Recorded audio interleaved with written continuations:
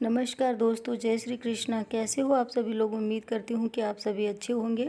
आज की वीडियो में हम चौथ माता की कथा सुनने वाले हैं। सकट चौथ पर सुनी जाने वाली कथा मैं आज आपको सुनाने वाली हूँ। तो वीडियो में एंड तक बने रहिएगा और चैनल को सब्सक्राइब कर लीजिएगा। साथ ही बेल आइकन को ऑल पर क्लिक कर दीजिएगा।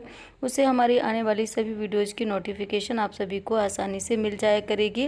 वीडियो पसंद आएगी तो लाइक कीजिएगा, कमेंट करके जय माता दी अवश्य लिखिएगा और अपने दोस्त और फैमिली के साथ में शेयर भी कर दीजिएगा। तो अभी मैं आपको ये कथा सुनाने वाली हूँ, चौथ माता के सब चौथ की व्रत कथा। एक गांव में एक बुढ़िया रहती थी और उसका एक बेटा था।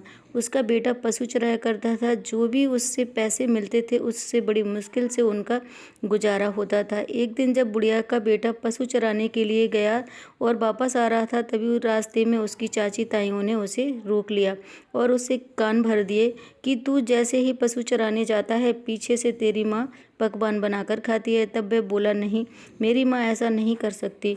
तब उसकी चाची ताई बोली कि अगर तुझे विश्वास नहीं है तो तू आज जिस टाइम आता है उस टाइम से तू पहले आ जाना, आकर देख ले। तो लड़के ने सोचा कि ठीक है, आज घर जल्दी आ जाऊंगा। तब वह घर जल्दी आ गया। उस दिन सकट चौथ का दिन था। बुढ़िया ने सकट चौथ का व्रत रखा था। जब बेटा जल्दी आया तो माँ घर पर तिलकूट बना रही थी। तिलकूट बनता देख बेटे ने सोचा, जो मेरी चाची ताई बोल रही थी वो बिल्कुल ठीक था। मेरी माँ तो चौथ सच में पकवान बना रही है। वो बोला, माँ मैं तो घर छोड़कर जा रहा हूँ। तो बुढ़िया बोली, बेटा क्यों, क्या हो गया, घर छोड़कर क्यों जाएगा।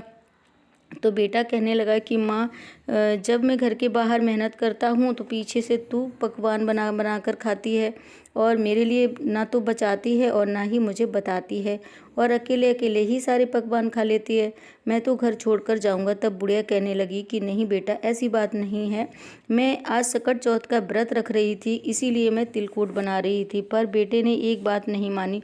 तो बुढ़िया समझ गई कि हो ना हो इसके किसी ने कान भरे हैं, तो ये नहीं मानने वाला। तो बुढ़िया बोली कि जा बेटा, ये कुछ तिल के दाने हैं, इन्हें ले जा। जहाँ कहीं भी तेरे ऊपर भीड़ पड़े, यानी कि कोई भी मुसीबत आए, संकट आए, तो ये तिल पूर के चौथ माता को याद कर लेना। अगर मैं तेरे नाम के व्रत करती होंगी तो सारी मुसीबतें टल जाएंगी। फिर उसका बेटा वो तिल लेकर चल दिया। चलते चलते बहुत दूर एक जंगल में पहुंच गया। वहाँ जंगल में एक शेर खड़ा था। डर के मारे वह कांपने लगा। फिर उसे याद आया कि माँ ने तिल दिए थे और कहा था कि जब कोई आपत्ति आए या कोई संकट आए तो चौथ माता को याद कर लूं।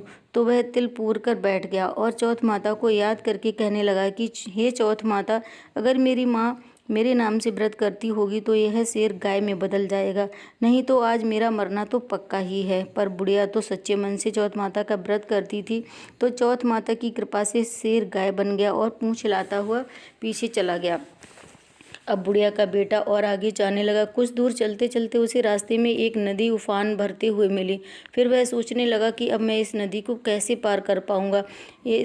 अगर इसे पार करने जाऊंगा तो इसी में डूबकर मर जाऊंगा, और यदि ये नदी नहीं पार करूंगा तो इस जंगल में भूख और प्यास के मारे मर जाऊंगा। फिर उसने सोचा कि माँ ने जो तिल दिए थे वही पूर कर बैठ गया और कहने लगा कि हे चौथ माता, यदि मेरी माँ मेरे नाम का व्रत करती थी तो मैं यह नदी पार कर जाऊंगा और मरूंगा भी नहीं। तो नदी ने अपना बहाव कम कर लिया और वह उसे रास्ता दे दिया। वह बड़े आराम से नदी पार कर गया। कुछ दूर और आगे गया तो देखता है कि एक माई पूड़े बना रही और रोई जा रही थी।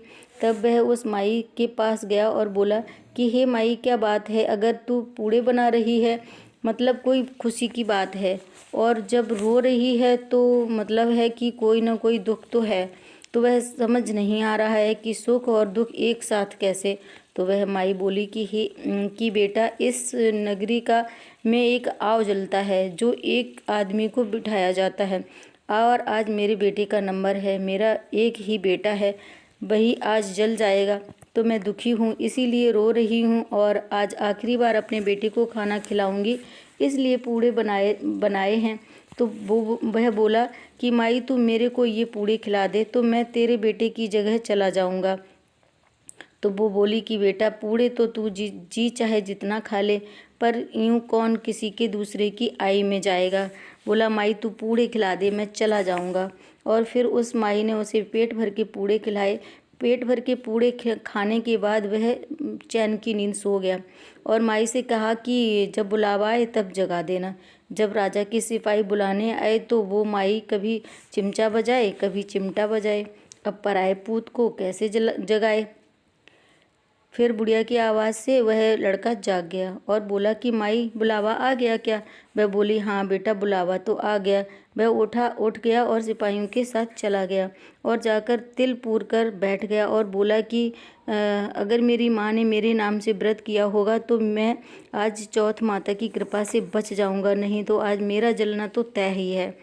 वह बैठ गया और वहीं गली में कुछ बच्चे बॉल खेल रहे थे। एक बच्चे की बॉल जाकर आव पर लग गई। आव पर जैसे ही बॉल लगी तो कट की आवाज़ आई, तो पूरे नगर के में हल्ला मच गया कि आव पक गया, आव पक गया। तो सभी इकट्ठे हो गए। राजा भी वहाँ आ गए और कहने लगे कि आव तो 6 महीने में पकता है, आज 3 दिन के अंदर कैसे पक गया। तो सिपाहियों से कहा कि उतार कर देखो कि इसमें है क्या। सिपाही मटके उतारने लगे तो अंदर बैठा बुढ़िया का बेटा कहने लगा कि धीरे धीरे। अब मटके के अंदर से जब आवाज़ सुनी तो सारे डर गए और सिपाही तलवार वगैरह हथियार जो भी थे उठाकर खड़े हो गए और कहने लगे कि इसमें तो कोई भूत या पिशाच है। बुढ़िया का बेटा बोला कि भाई ना मैं कोई भूत हूँ ना ही पिशाच हूँ, मैं भी एक इंसान हूँ, आप मटका खोलें फिर मैं सारी बात बताता हूँ। तब सबने उसे बाहर निकाला। फिर उसने बताया कि मेरी माँ सकट चौथ माता का व्रत करती थी, जिनकी कृपा से ही आज मेरी जान बची है। मैं अपनी चाची ताइयों के सिखाने पर अपना घर छोड़कर आ गया और आते वक्त मेरी माँ ने ये तिल के दाने दिए थे और कहा था कि बेटा जब भी तेरे ऊपर कोई मुसीबत आए तब तू ये तिल पूर लेना और चौथ माता को याद कर लेना। अगर मैं तेरे नाम से व्रत करती होंगी तो मुसीबत टल जाएगी। तो मैंने तो वही किया, ये तिल पूर कर और चौथ माता को याद करके बैठ गया और चौथ माता की कृपा से ही मेरी जान बच पाई है। तब रानी ने राजा से कहा कि क्यों ना हम अपनी बेटी का विवाह इसके साथ करा दें, क्योंकि इसको तो आग भी नहीं जला सकती, तो हमारी बेटी के लिए ये सही वर रहेगा। राजा को रानी का सुझाव अच्छा लगा। फिर राजा ने अपनी बेटी की शादी उसके साथ करा दी। एक दिन वो दोनों अपने महल की छत पर घूम रहे थे तो लड़का बोला कि देखो मेरे देश की तरफ काले बादल छाए हैं। तो राजा की बेटी बोली कि आपका देश कहाँ पर है, तो कहाँ पे है? तो वह बोला कि हाँ मेरा देश है, मेरा गांव है, वहाँ पर मेरी माँ भी है। तो वह बोली कि फिर चलो अपने घर चलते हैं। तो वो बोला कि ठीक है चलते हैं, आपके पिताजी से पूछ लेंगे। अगले दिन राजा की बेटी अपने पिता से बोली कि हे पिताजी आपके जमाई अपने घर जाना चाहते हैं। तो राजा बोला बेटी यह तो बहुत अच्छी बात है, दूर जमाई लाख जमाई घर जमाई खाक जमाई। अगले ही दिन राजा ने खूब सारा धन देकर दोनों के जाने की सारी तैयारी करवा दी और बेटी की विदाई कर दिया।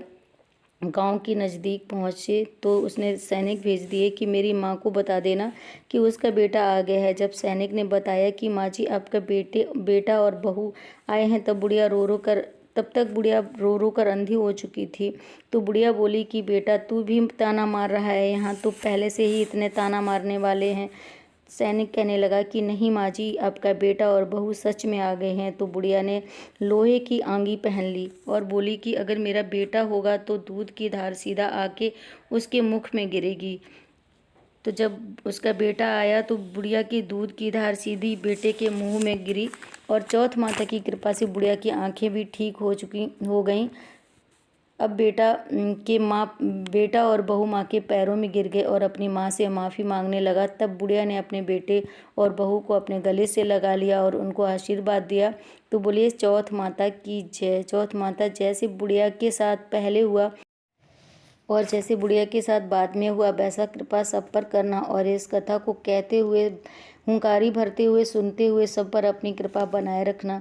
तो आई होप कि वीडियो पसंद आई होगी तो ज़्यादा से ज़्यादा शेयर करना और कमेंट बॉक्स में जय माता दी लिखना। राधे राधे। मिलते हैं नेक्स्ट वीडियो में।